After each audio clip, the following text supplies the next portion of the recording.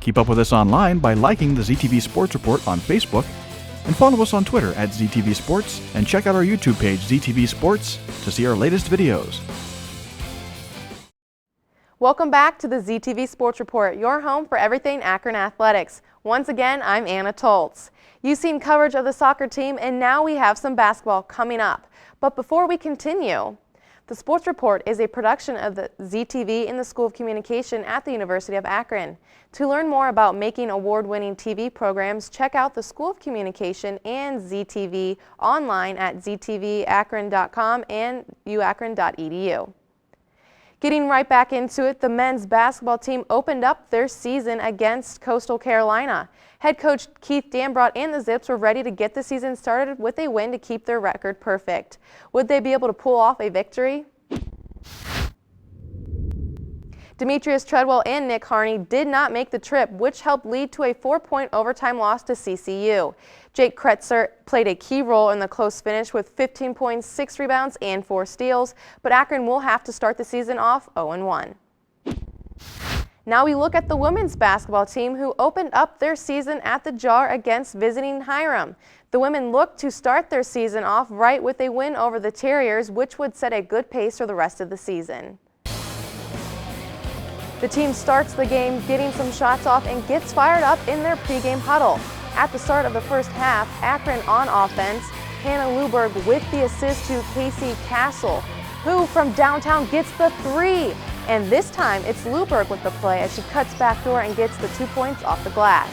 Akron on the fast break, and again Luberg will take it to the basket for the right-handed layup. Akron making all the moves and putting points up as Hiram has a hard time with getting the ball to fall. But finally, Hiram's Kalisha Smyers drains a long 3, helping the Terriers get some points. And here, Akron with the steal, and Castle takes it down the court, heavily defended, but no worries. She dishes to Rachel Tecco right behind, who gets fouled. Things are going Akron's way on both offense and defense this first half. Akron had points coming off the bench like number 24, Katie Noonan, as she gets in the paint and gets the bucket. Akron dominated the first half and would go on to win the game 83-24. Luberg was a big player for the Zips as she almost had a triple-double on the night, finishing with 11 points, 6 rebounds, and 6 steals, and 6 assists. And Sina King and Rachel Tecca also helped Akron to victory, giving them a 1-0 start. Here's what head coach Jody Kess had to say after the game. Today, we had 3 goals going into the game versus Hiram. Number 1, win the game, which we did. Number 2 was to be healthy, which we were. And then 3 is to evaluate where we're at. So I think we accomplished all 3. And tonight we'll watch tape and evaluate and find ways to get better versus Tennessee Tech. At times, I thought we played great defense, but at times we had no help side. We didn't rotate correctly on our trapping of ball screens. So a little bit disappointed with that. We need to have much better help side. From one mighty women's team to the next, the volleyball team ended their regular season at the Jar against Ohio University. The Zips have been battling it all year to stay above 500 in the MAC, and they've been successful. Can they win their last game of the regular season? The game started out appreciating the seniors for their last regular season game, and then with high fives all around, they were ready to take on OU. Akron came out swinging as Peyton Twitty gets the kill, which allows for a celebration. And it looks like Akron will take the approach. But wait, no. Setter Morgan Kuhn pulls a fast one and sets it over to the Bobcats back row and gets the point. In the first set, Akron has the upper hand as the Bobcats try to pull it together, but the net will interfere on this play. But soon enough, it's the Bobcats who start to take control as Akron scrambles after the ball. The Bobcats would continue to get the kills and claim set 4, 25-15, giving the Zips a tough loss on senior night. Ohio University had the better play of this game, but Tina Demetrius helped the Zips with 17 kills. The Zips were able to claim the 5th seed in the MAC volleyball tournament. They will face 4th-seeded Northern Illinois on Friday, November 16th at the Spirey Institute in Geneva, Ohio. Moving from the ladies of the court to the man of the segment, it's time for Mr. D. Harris to give you the breakdown of what's going on in the MAC and our Akron Zips. He also has the game ball to hand out. So without further ado, let's go to our in-depth segment. What's up, sports fans? I'm D. Harris, and I hope you've all been well as we welcome you to another edition of the in-depth segment here on the Sports Report. There's been a lot of action going on in the MAC and a lot going on with our Zips as well, so let's jump into it. As we check out the MAC standings, Kent State holds down the top spot in the East, and they are unbeaten in conference play. Behind them is the 5-1 Bowling Green, and we find the Zips sitting at the bottom of the conference at 0-7. Looking at the West, we find Northern Illinois at number 1 at 6-0 and 9-1 overall.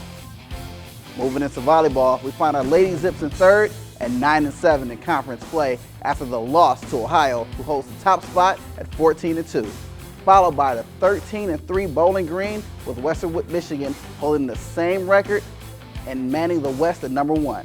They are 19-9. Now let's jump into the NCAA men's soccer rankings for the week. On top of the number 1 spot, we find our Zips sitting at 17-1-2.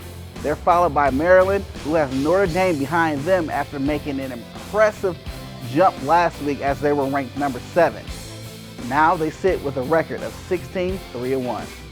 Now for a look at the upcoming NCAA men's soccer tournament, we're going to kick it to Chris Kuhn and Parker Smith.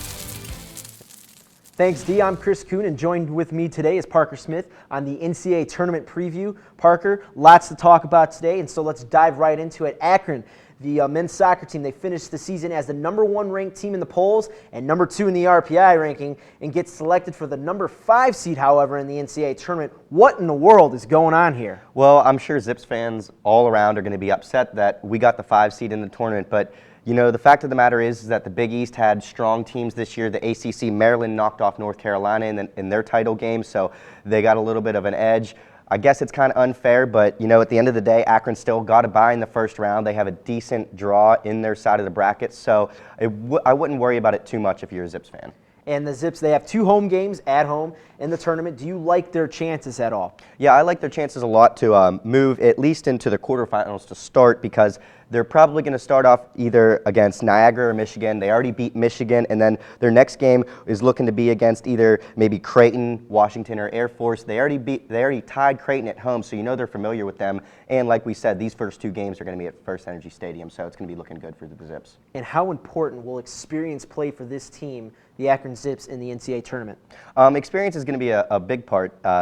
Some of these guys on this team are getting ready to move on from Akron, and they're ready to make their last mark here, including Scott Caldwell, David Meves, guys that were key parts on the 2010 team that won it all. So you also have some younger guys in there that are looking to make their mark, but you know that those leaders out there are going to put their best foot forward and try to show the younger guys how to do it. And let's not forget Chad Barson, another key part of that 2010 College Cup team and 2009 College Cup run. But looking at the 4 top seeds, with Notre Dame being number 1, Maryland number 2, and Georgetown number 3, and rounding it off at number 4 with UConn, what team doesn't make it deep into the NCAA tournament? I'm going to say Notre Dame in this one. They got the number 1 overall seed, so people might be thinking that that's crazy talk, but you know, the top 4 seeds on their side of the bracket are Notre Dame, Indiana, North Carolina, and St. Louis, and all 4 of those teams are just superpowers in the men's soccer world. So it doesn't matter who Notre Dame matches up against, they're going to have a tough challenge. And looking at this bracket, you can definitely see what teams got the better section of the bracket and what teams got the worst section of the bracket. Who do you think, in your eyes, got the worst part of the bracket? You got to say maybe Maryland, because they have a possible second-round matchup with the only team they lost to this season, which would be Wake Forest. So Maryland, in that aspect, they might even have a tough time getting just to the 3rd round. And looking at Notre Dame's bracket as well, got a tough matchup there with North Carolina, the defending national champions there. So it's going to be an interesting tournament, to say the least. But speaking of North Carolina, will the Tar Heels be able to repeat their success from last year to this year? Yeah, North Carolina is kind of in the same boat as Notre Dame, Indiana, and St. Louis. All 4 of those teams are strong soccer teams when it comes to possible runs deep into the tournament. I'm not saying North Carolina can't make that run. They definitely can. They have the talent to. They have the experience. But it's going to be a challenge saying that there's so many good teams on their side of the bracket. And what other teams were surprises to make it into the NCAA tournament? You see teams on here like a Michigan that really you don't understand how they got in. Yeah, my Cinderella story for this tournament is going to be Western Illinois from the Summit League. They won their conference tournament. They're on a 6-game winning streak right now. They're 7-8-5. So you hear 7-8-5, you think that's probably not a pretty good team, but they're hot right now. They started off slow, but they're coming into the tournament in the right momentum. And a team that left a lot of people scratching their heads, Michigan, a team that was 10-9-1, barely squeaking it into the NCAA tournament. They lost to the Akron Zips this year, 1-0. So it's going to be interesting to see how they play out in the NCAA tournament. But Parker, I want to thank you for joining me today on the NCAA tournament preview. I'm Chris Kuhn, and we're going to send it right back to D. Harris. Now we will take a look at the club team spotlight. Our own Troy Taylor takes a look at this up-and-coming sport on the UA campus. When the average student is told to name a University of Akron sport, lacrosse almost never comes to mind. That's something the team is trying to change. We've become sort of we're the largest university within the Northeast Ohio area that offers a competitive level program at the Division I level within a national club. A lot of the people you see on here right now are freshmen and sophomores looking to keep this program going for years to come. Let's pick it up right now, okay? Come on. Nick Lopez has been the president of the lacrosse team for 2.5 years, and his teammates have strong goals for their future. Well, right now we're looking at jumping up divisions. We're trying to prove that we're successful and that we're legitimate. As of last year, we've done that. This year, we're competitive, going for national championships. But Nick has even bigger plans for the team. What we plan is the NCLL, where we build our program as students on campus, and once we show structure and growth, we look to move to MCLA Division I, which is a varsity club level, which is what we consider ourselves now, moving into MCLA Division II, where we bring players in on recruitment. With new head coach John Pont, Nick hopes to bring his team to the next level and compete for a national title, and also continue for the lacrosse program to grow even further. We look to continue to grow as a program, as well as looking to build the women's program to hopefully one day become NCAA. Reporting from the University of Akron campus, Troy Taylor, ZTV Sports. Our game ball honoring a game-breaking performance by a Zips athlete goes to Thomas Schmidt, who just missed it. A fantastic bicycle kick, but was still able to net a goal and help the Zips get a semifinal win against Bowling Green. Well, we have to take a break, but when we return, Coach Ron Arenz sits down with our Chris Kuhn. That and much more coming up right here on the ZTV Sports Report.